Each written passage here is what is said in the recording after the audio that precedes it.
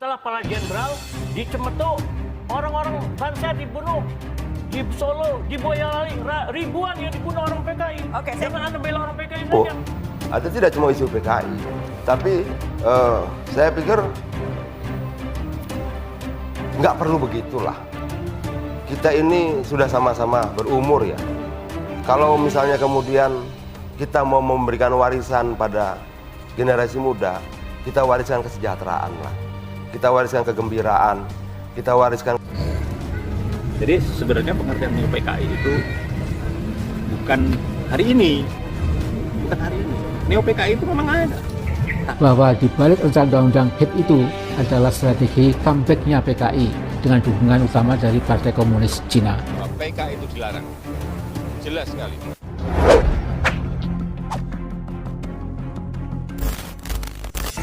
Amin Rais mengatakan ada fenomena bagi banyak orang yang berpikir kritis dan mengikuti perkembangan komunis internasional.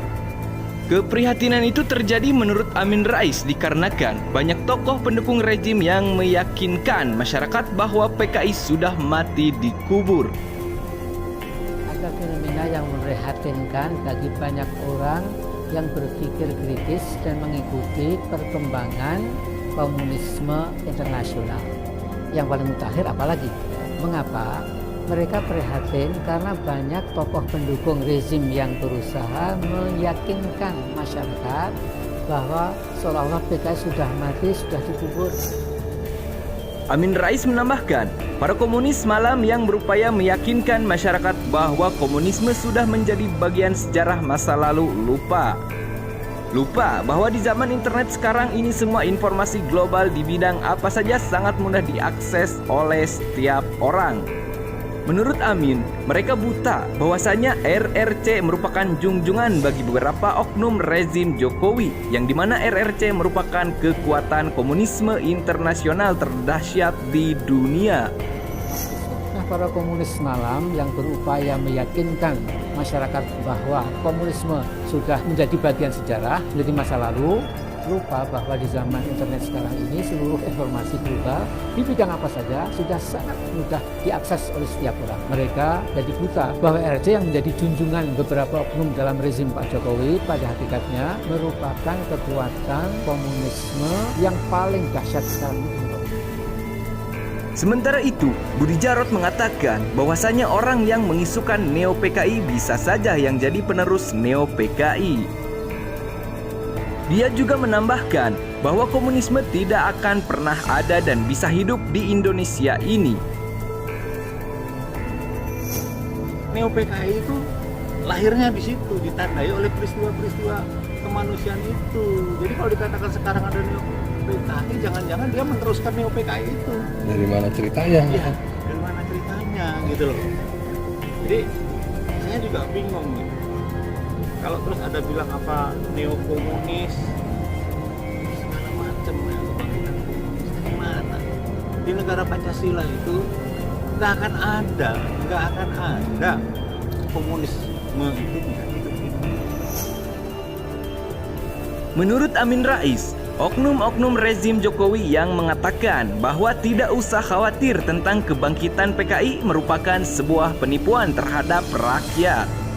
Oknum rezim Jokowi sedang menipu rakyat Indonesia ketika mereka menyatakan bahwa sudah tidak ada lagi komunisme di muka bumi ini dan juga tidak perlu khawatir PKI akan muncul kembali. Kata mereka tidak ada lagi negara yang menganut Marxisme, Leninisme, komunisme, itu bohong besar. Saudaraku, kita bersyukur bahwa umat Islam tidak buta sejarah, tidak mungkin dapat dibohongi oleh omongan oknum-oknum rezim Jokowi yang sungguh tidak bertanggung jawab.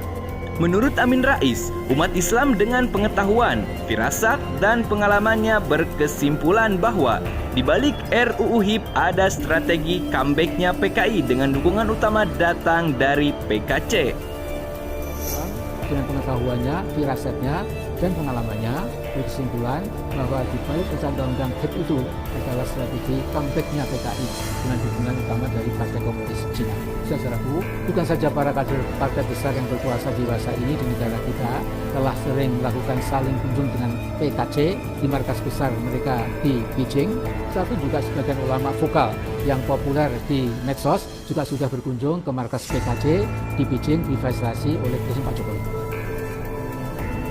Dia juga menjelaskan, bukan hanya kader-kader rejim Jokowi yang pergi berkunjung ke markas PKC, namun ada ulama-ulama vokal yang ikut berkunjung ke Beijing. Padahal hal tersebut sudah dilarang oleh Imam Besar Al-Habib Rizik. Oleh Presiden Pak Jokowi. Ya. Sepulang dari Beijing, beberapa ulama ini ditanya oleh temannya, Bung, antum, mengapa tetap pergi RRC? Padahal Habib Rizik Syihab kan sudah melarang Anda semua. Jawaban mereka, memang, tetapi hikmah perjalanan ke Cina dan berkunjung ke markas besar PKC sungguh sangat besar. Itu kata mereka.